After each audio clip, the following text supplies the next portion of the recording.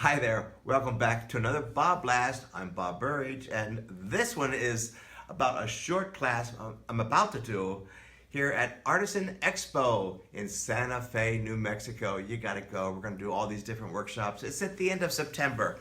So link to them by going to my website. You'll see all the classes I'm doing.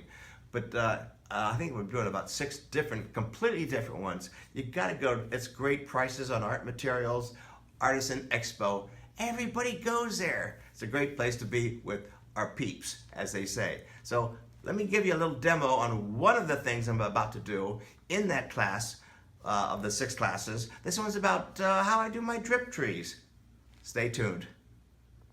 So there are a few different approaches I use when I go to do a landscape. First of all, I make it all up. As you can see here, there are different styles. I mean, basically, they're either the drip trees that I like to do so much. Here's some drip trees.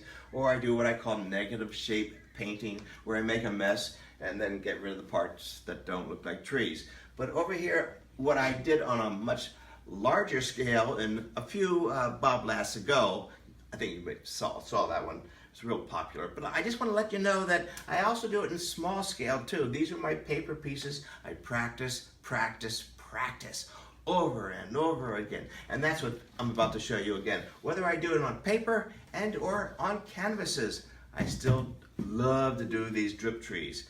Let me show you some. So here we go. My paper, I've already started it yesterday. They're up here on a piece of board on an angle. Okay, I have my paints out. Here's my tube paints, right out of the tube. I have some right out of the jar, put that already out here. Okay, ready to go.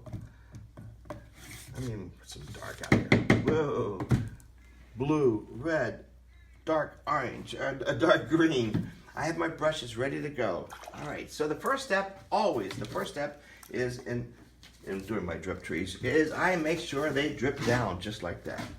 Dripping trees. Boy, there we go. Right. There we go. So that's step 1. Okay. Then the next one is go back in here and find maybe some other colors in here. There's your focal point color. There's your blue. Okay. If you're using my color wheel, anyway. There's the focal point. I work on all of them at the same time. I'm going to let them drip down. If they're not drippy enough, add more water to it. There you go, more water.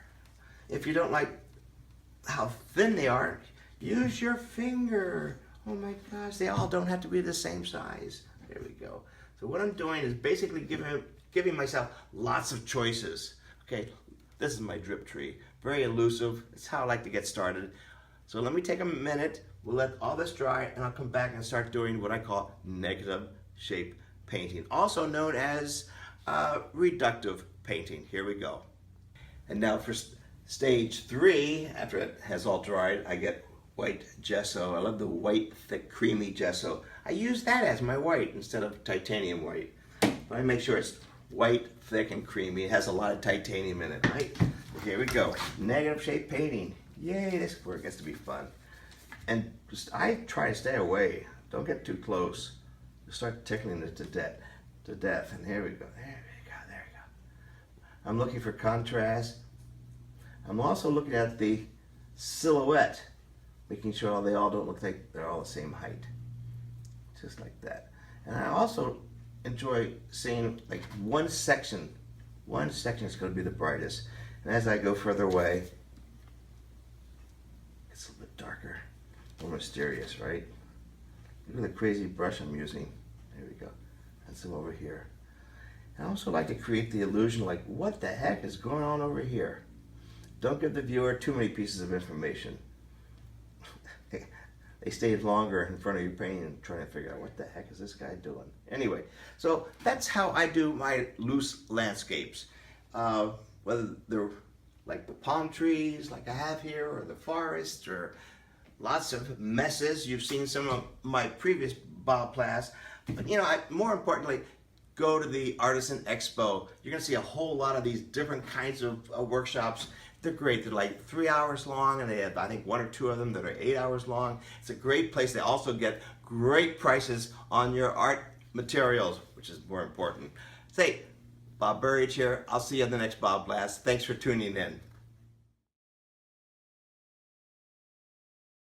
Hi there, I'm Bob Burridge. I have some exciting news for you. At least it's pretty exciting for me. I have another show coming up and a museum, a real museum, at the Elverhoy Museum in Solvang, August. I think it is in August. Yeah, August 20th is the opening. And the name of the show is called Mana from Heaven. It's all about me and two other artists. We put our efforts together, all about collecting things, Mana from Heaven. You can take it from there. Go to my website, and pretty soon we're going to be posting all the paintings I'm doing. There's going to be also ceramists will be there, and one of my best friends, Jim McWilliams, will be there with his fantastic graphics, and all on one theme. I hope to see you there. Check out the Elverhoy Museum and go to my website. You'll see some of the paintings.